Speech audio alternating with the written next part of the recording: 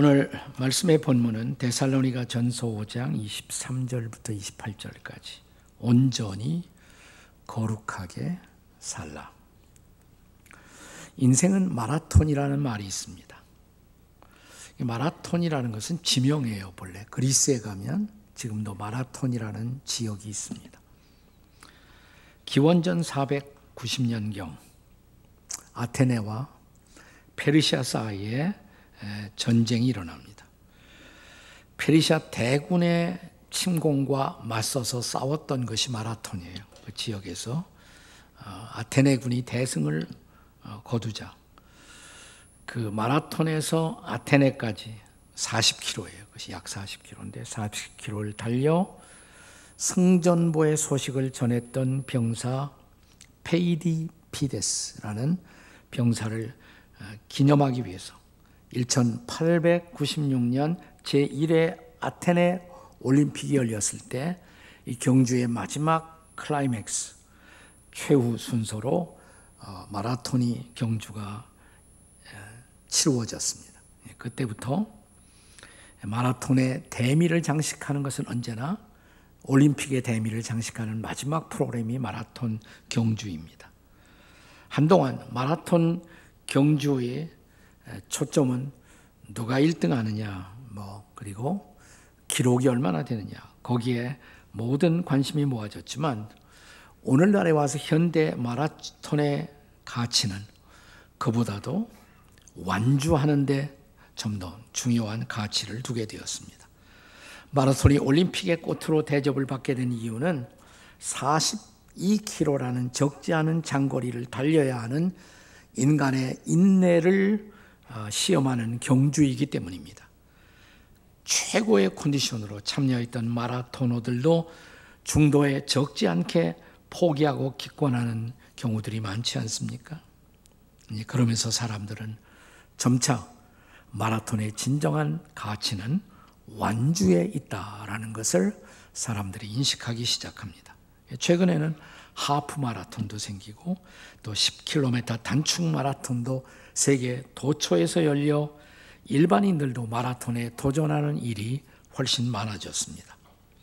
마라톤이 세계인들에게 관심을 모으게 된 가장 중요한 이유를 정리하자면 인간의 도전 욕구를 불러일으켜 목표에 도전하게 하고 그 완주했을 때의 성취감을 우리가 누릴 수가 있기 때문이라고 할 수가 있습니다. 오늘의 본문은 바울 사도가 데살로니가 성도들에게 본문 23절에서 이렇게 시작됩니다. 평강의 하나님이 친히 너희를 온전히 거룩하게 하시고, 여기 온전이라는 단어가 나와요. 이 온전이라는 단어가 히라보 원문에서는 홀로텔레스라는 단어가 쓰여집니다. 홀로스라는 말은 영어로 말하면 홀, 전체라는 뜻이고, 텔로스는 완성한다, 끝이다 할 때 텔로스라는 단어가 합해진 것입니다. 그래서 합하면 끝까지 완수한다, 이런 의미를 갖고 있습니다. 그런데 온전히 거룩하게 하시고, 다시 말하면 거룩함의 경주를 완주하십시오 라는 의미를 갖고 있습니다. 기독교 교리에서는 거룩 혹은 거룩을 다시 말로 성화, 이 성화의 교리를 세 가지로 다시 나누어서 설명합니다. 위치적 성화가 있어요. 이걸 positional sanctification이라고 부릅니다. 둘째, 실제적 성화, practical sanctification. 그리고 세 번째는 완전한 성화, perfect sanctification. 다 P자로 시작돼요. 3P. 이렇게 신학교 다닐 때 우리가 외우고 했는데, 자, 위치적 성화, 이것은 예수 믿는 순간 죄사함 받고 의롭다함을 얻어 거룩함을 얻고 성도가 됩니다. 이게 위치적 성화예요. 그러나 그때부터 우리는 실제적 성화의 길, 거룩해지는 길을 걷기 시작합니다. 그것은 평생 걷는 거예요. 그게 실제적 성화, practical 성화의 과정인 것입니다.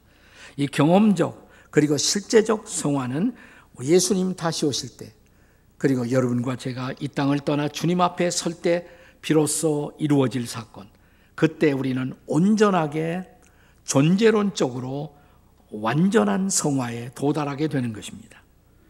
평강의 하나님이 이런 온전한 거룩함에 이를 수 있도록 우리를 도와주신다는 것입니다.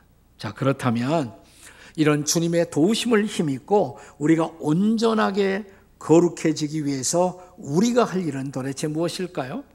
그 첫째는 전 존재를 주님께 드릴 수 있어야 한다는 것입니다. 우리의 전 존재를 그분에게 드려야 합니다. 자, 본문 23절에서 사도 바울은 평강의 하나님이 우리의 무엇을 온전히 거룩하게 하신다고 했습니까? 다시 23절을 보세요. 거기에 너희의, 거기서부터 읽어요. 다 같이 시작. 너희의 온 영과 혼과 몸이 우리 주 예수 그리스도께서 강림하실 때 흠없게 보존되기를 원하노라. 아멘. 여기 영과 혼과 몸이라는 표현이 등장해요. 이 표현을 둘러싸고 성경학자들은 인간의 존재의 구성 요소가 셋인가 둘인가, 문자 그대로 하면 영, 혼, 몸, 그러니까 셋이 되죠. 이걸 삼분설이라고 그래요. 그러나 영과 혼을 나누지 않고 함께 영혼과 그 다음에 몸, 이렇게 하면 이분설, 두 가지가 됩니다. 오늘날 복음주의 학자들은 삼분설보다는 더 많은 사람들이 이분설을 지지합니다. 왜냐하면 영과 혼이라는 것이 그렇게 나눌 수가 없다. 교대적으로 쓰여진다. 내 영아 하나님을 찬양하라, 내 혼아 하나님을 찬양하라. 교대로 많이 쓰여지고 있어요. 하나님이 인간을 창조하실 때 흙이라는 물질에다가 하나님의 생기라는 비물질을 불어넣으십니다. 그래서 자, 우리 인간은 몸이라는 물질에다가 영혼이라는 비물질이 인간을 만들게 된 것이다. 따라서 인간이 죽을 때 몸은 흙으로 돌아가고 영혼은 하나님께로 간다 라고 설명한다면 이분설이 훨씬 더 정확하다고 할 수가 있어요. 사실 영, 혼, 몸 세 가지가 표현되었기 때문에 세 가지로 나누어야 한다면 이런 구절에서 우리가 또 딜레마가 생겨요. 히브리서 4장 12절에 보면 자, 이런 말씀이 있어요. 하나님의 말씀은 살았고 운동력이 있어 좌우에 날선 어떤 검보다도 예리하여, 그 다음에 뭐라고 그랬어요? 혼과 영과 관절과 골수를 찔러 쪼개기까지 하며, 여긴 또 4개 나온단 말이에요. 그러면 혼, 영, 관절, 골수 4분설일까요? 그게 아니고, 자, 이것을 문자적으로 접근하기보다 문맥적으로 관찰하는 것이 훨씬 더 중요합니다. 다시 말하면 영혼 몸이라는 것은 인간의 전 존재가 다 하나님 앞에 거룩하게 드려짐이 중요한 것이다 라는 강조로 보는 것이 더 합당하다는 것입니다. 그리고 사실 오늘날의 성경학자들은 오늘 인간이라는 존재는 그렇게 나누어서 설명할 수 있는 것이 아니고, 살아있을 때는 분석적으로 인간이 존재하는 것이 아니라 통전적으로 존재한다는 것입니다. 그러니까 영혼과 육체가 함께 존재하고 있는 거예요. 그 영혼은 육체에 영향을 끼치고 육체는 영혼에 영향을 끼치는, 그래서 오늘날 인간의 존재를 말할 때 기능적으로 분석적으로 취급하지 않고 인간은 전인이다, whole person. 현대의학에서 인간 치유를 말할 때도 전인 치유, whole person healing, 인간은 전인적 존재라는 말을 합니다. 다시 말하면 인간의 존재가 둘이냐 셋이냐 이것이 중요한 것이 아니라 우리의 모든 존재의 영역이 다 하나님께 드려져야 한다는 것을 강조하는 것입니다. 그리고 우리의 존재를 누가 다스리고 있느냐, 이게 중요하다는 말이에요. 하나님이 다스리면 하나님의 존재가 되는 것이고, 마귀가 다스리면 마귀에게 속한 존재가 되는 것입니다. 우리의 몸은 누가 다스리냐에 따라서 의의 병기, 의의 무기가 될 수가 있고, 혹은 불의의 무기가 병기도 될 수가 있는 것입니다. 로마서 6장 13절의 말씀을 기억하십니까? 같이 읽겠습니다. 시작. 또한 너희 지체를 불의의 무기로 죄에게 내주지 말고 오직 너희 자신을 죽은 자 가운데서 다시 살아난 자 같이 뭐예요? 하나님께 드리며 너희 지체를 의의 무기로 하나님께 드리라. 그리고 조금 더 나아가 로마서 6장 19절에서 바울은 이제 이렇게 말합니다. 이제는 다 같이 읽어요. 시작. 이제는 너희 지체를 의에게 종으로 드려 거룩함에 이르라. 아멘. 네, 그게 중요한 강조예요. 자, 오늘의 본문에서 바울 사도는 이렇게 우리를 온전하고 거룩하게 하실 하나님, 그 하나님을 가리켜 평강의 하나님이 이렇게 시작합니다. 평강의 하나님이. 여기서 평강이라는 말을 유대인들이 히브리 사람들이 읽을 때는 예외 없이 이것을 샬롬으로 읽습니다. 유대인들은 성경 번역할 때도 샬롬의 하나님, 평화의 하나님, 평강의 하나님 대신에 샬롬의 하나님. 제가 샬롬이라는 단어를 말할 때마다 늘 강조합니다만은 샬롬은 단순히 마음이 평화로워지는 것, 그것만 의미하는 단어가 아니에요. 이 단어는 매우 깊고 넓은 단어입니다. 샬롬이라는 것은 삶의 모든 정황이 질서를 잡고 모든 존재의 영역이 건강해진 상태, 그게 샬롬이에요. 네.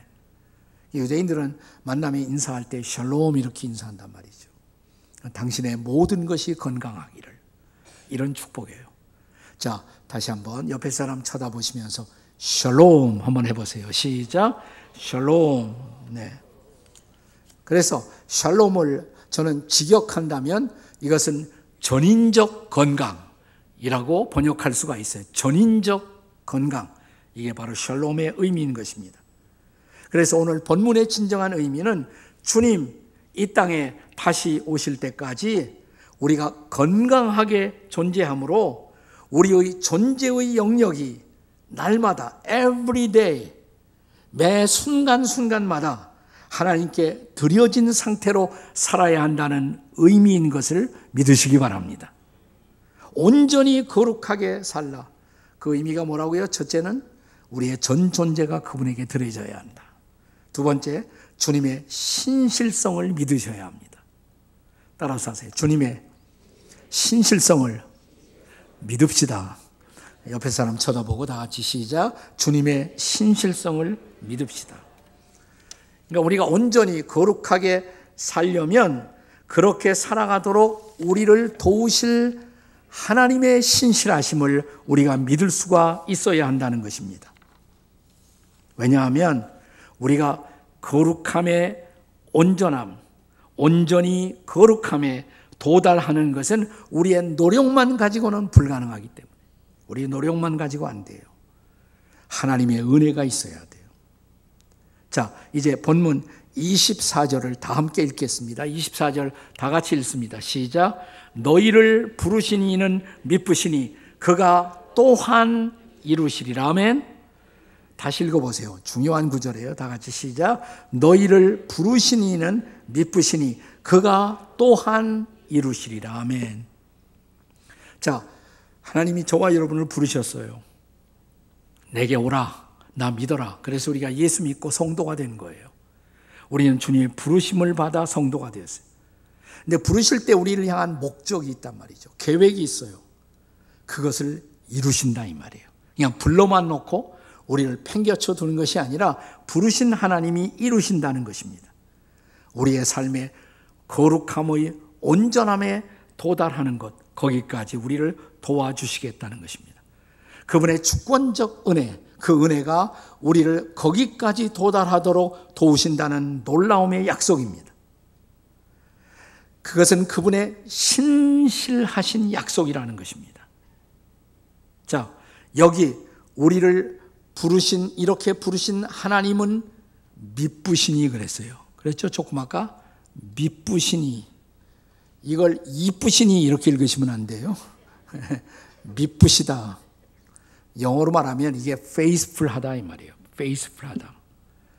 자, 메시지 성경, 현대어 번역 성경에 보면 이 대목을 이렇게 번역했습니다. 자, 한번 같이 읽어보세요. 시작. 여러분을 불러주신 분은 완전히 의지할 만한 분이십니다. 그분께서 말씀하셨으니 그분께서 이루실 것입니다. 아멘. 부르신 하나님이 이루시겠다고 약속하십니다. 네, 많은 영어 번역, 아마 영어 성경 중에서 오늘날 제일 많이 읽히는 것이 NIV죠. New International Version. NIV 번역에 보면 이 대목을 처음에 이렇게 번역했어요. The one who calls you is faithful. 당신을 부르신 그분은 faithful 하시다. 신실하시다 이 말이 신실하시다.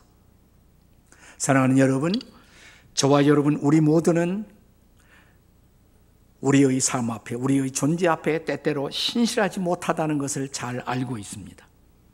하지만 그럼에도 불구하고 우리 신앙생활의 궁극적 소망은 우리의 신실성에 의존된 것이 아니라 주님의 신실성에 의존하고 있다는 것입니다. 비록 날마다 많은 순간마다 신실하지 못한 스스로의 모습 때문에 우리가 갈등하고 고뇌하지만 마지막 우리 존재의 완성은 그분의 은혜로 이루어질 것을 믿으시기 바랍니다. 이것이 우리의 소망이에요. 우리의 소망이에요. 요한일서 3장 2절의 약속을 혹시 기억하십니까? 요한일서 3장 2절. 사랑하는 자들아, 한번 다 같이 읽어요. 시작. 사랑하는 자들아, 우리가 지금은 하나님의 자녀라. 장래에 어떻게 될 것은 아직 나타나지 아니하였으나 그가 나타나시면 우리가 그와 같을 줄을 아는 것은 그의 참모습 그대로 볼 것이기 때문이니. 아멘. 아멘.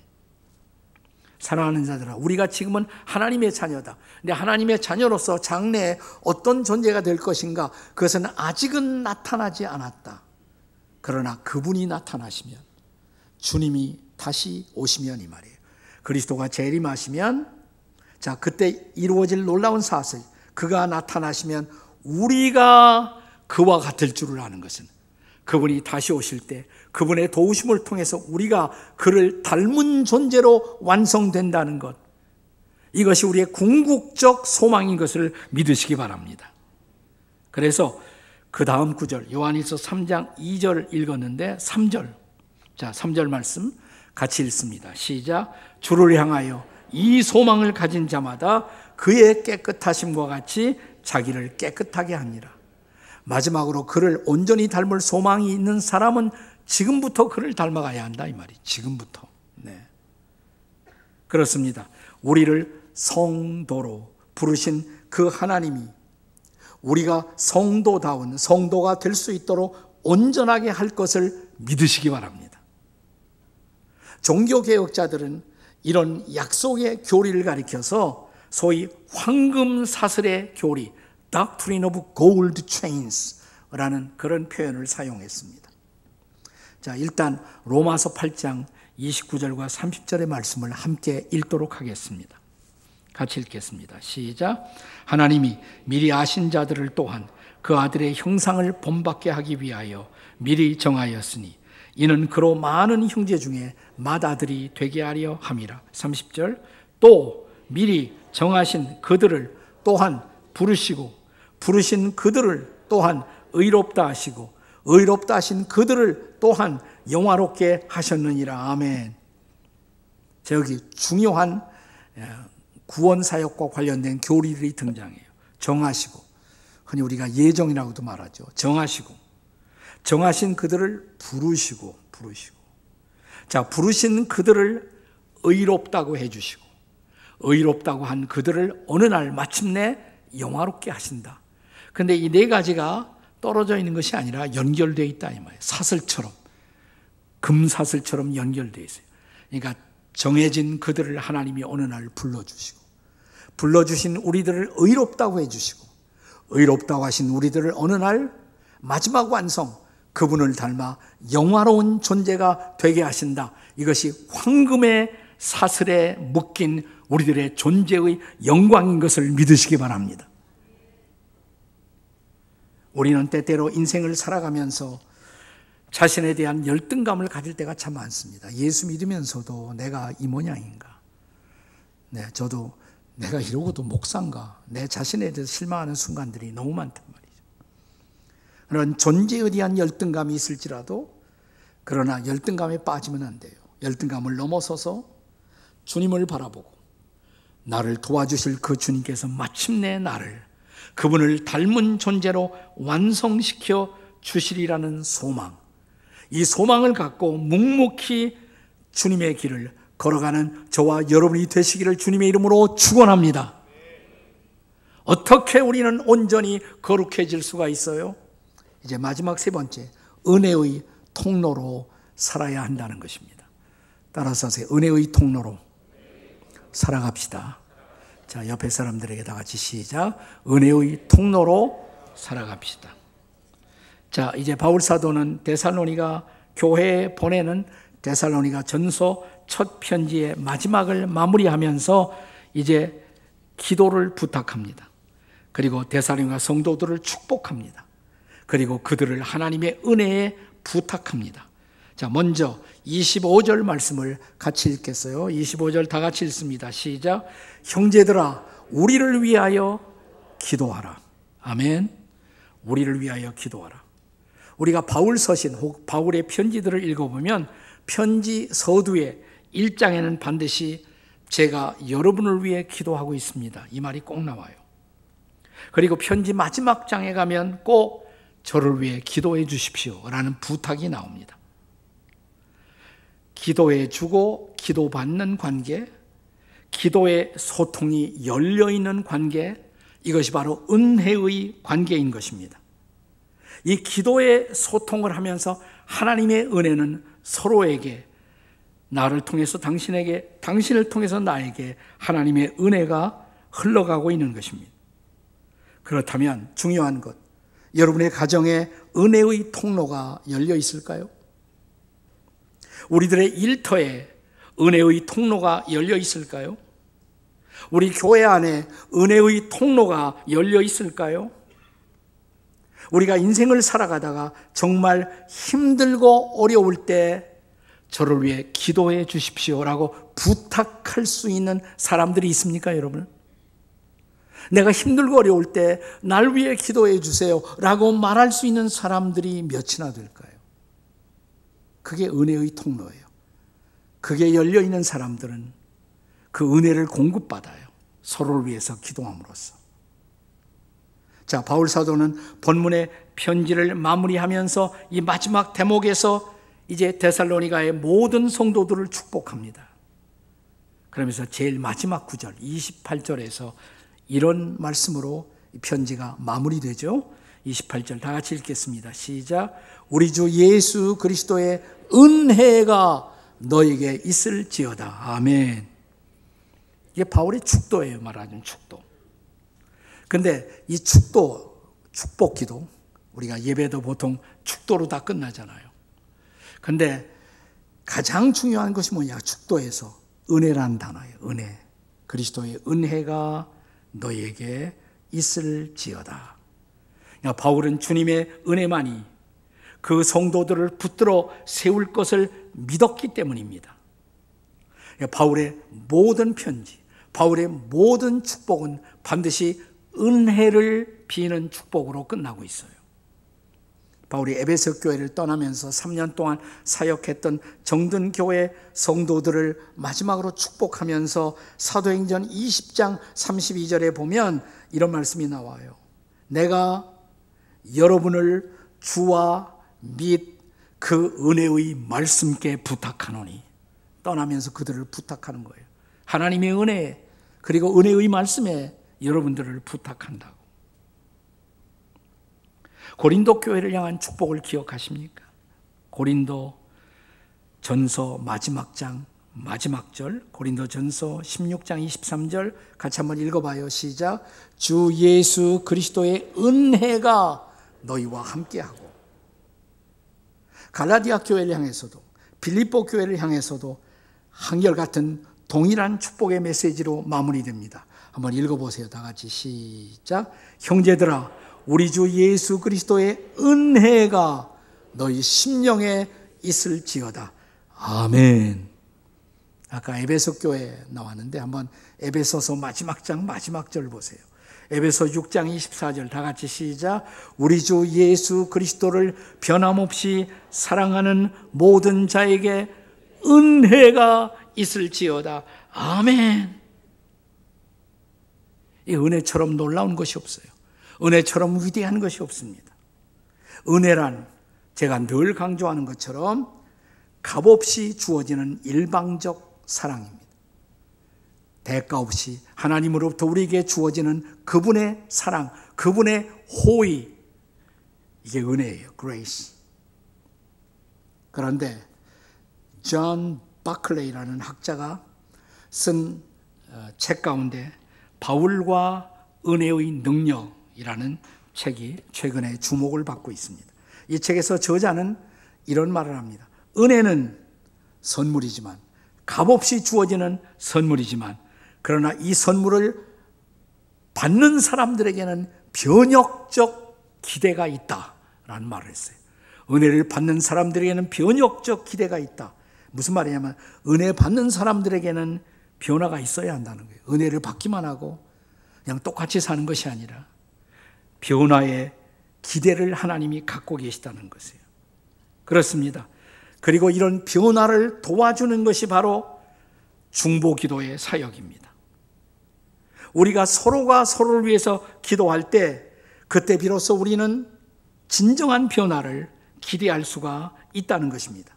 왜냐하면 기도가 은혜의 통로가 되기 때문입니다. 자, 우리가 하나님이 기대하시는 그 거룩한 온전함, 온전한 거룩함에 도달하기 위해서는 그래서 우리 주변에 기도의 동력자들이 필요한 것입니다. 우리가 중보 기도 사역을 나눌 때마다 함께 부르는 복음 찬송이 있잖아요. 당신이 지쳐서 기도할 수 없고 눈물이 빗물처럼 흘러내릴 때 주님은 우리 연약함을 아시고 사랑으로 인도하시네. 누군가 널 위하여 기도하네. 내가 홀로 외로워서 마음이 무너질 때 누군가 널 위하여 기도하네. 이 찬송의 원 제목은 이렇습니다. Someone is praying for you. Someone is praying for you. 저는 세상에서 가장 아름다운 말이 이 말이라고 생각해요. 내가 들을 수 있는 가장 아름다운 말, 나를 감동시킬 수 있는 말. 제가 당신을 위해서 기도하고 있어요. I am praying for you. 제가 당신을 위해서 기도하고 있습니다. 지나가는 의례적인 말이 아니라 정말 나를 사랑하는 사람들이 그렇게 말할 때 그것은 얼마나 커다란 힘이 되는지요. 누군가 날 위해서 기도하고 있습니다. Someone is praying for you. 이 원문, 이 복음 찬송의 원문 가사에 보면 우리 찬송가 가사가 반영하지 못하고 있는 한 대목이 있어요. 폭풍 가운데 구름이 당신을 에워싸고 당신이 타고 있는 배가 흔들리고 지칠 때라도 희망을 잃지 말 것은 because someone is praying for you.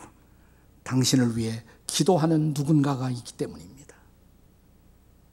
우리가 아직 좌절하지 않은 이유, 아직도 우리가 모든 것을 포기하지 않은 이유, 누군가 우리를 위해 기도하고 있어요. 그 나를 위해 기도하는 사람들이 있다는 놀라운 행복. 교회 공동체의 축복은 교회 공동체 안에서 이런 사람들을 찾아내야 돼요. 서로 기도할 수 있는 것. 우리 목장이, 제가 목장 사역을 하면서 늘 강조했던 것이 서로 기도하는 관계가 되어야 된다고. 목장 모임에서 제일 중요한 것은 설교하는 것도 아니고 서로를 위해서 기도하는 것이라. 제가 힘들어요. 저를 위해 기도해 주세요. 아무에게도 말할 수 없었던 그 말을 할 수 있는 것. 그것이 우리들의 목장 모임, 우리들의 기도 모임. 그리고 형제들의, 자매들의 기도를 받고 기도를 힘입어 다시 일어나는 것. 그리고 다시 하나님이 우리에게 보여주신 목표를 향해서 달려가 마침내 완주하는 것. 이것이 크리스찬 믿음의 경주의 궁극적 소망인 것을 믿으시기 바랍니다. 그 목표를 향해 금년 한 해도 완주하시는 저와 여러분이 되시기를 주님의 이름으로 축원합니다. 아멘. 기도하시겠습니다.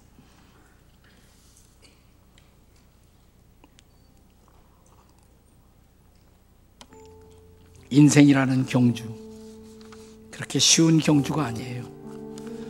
때로는 이 경주를 하다가 지치고 주저앉고 포기하고 싶고 흔들리고,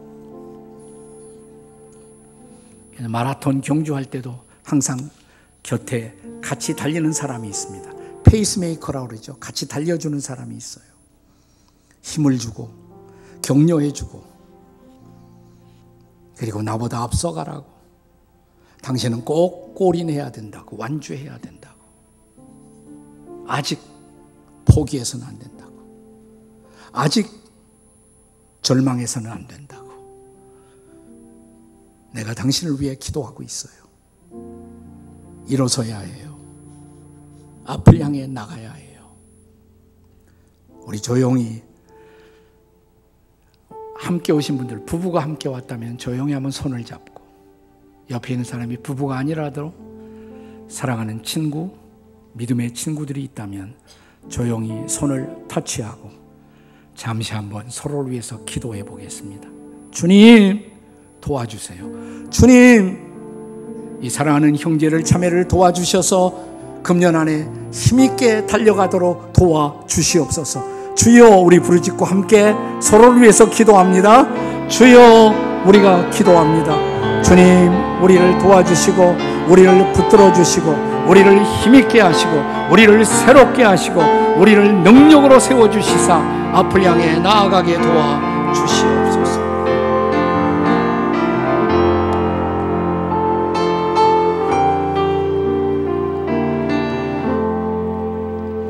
당신이 지쳐서 기도할 수 없고 눈물이 빗물처럼 흘러내릴 때 주님은 우리 연약함을 아시고 사랑으로 인도하시네. 누군가 널 위하여 기도하네. 주님, 그 은혜를 힘입고 그 기도를 힘입고 일어나 달리겠습니다. 완주하겠습니다. 도와주시옵소서. 예수님의 이름으로 기도합니다. 아멘.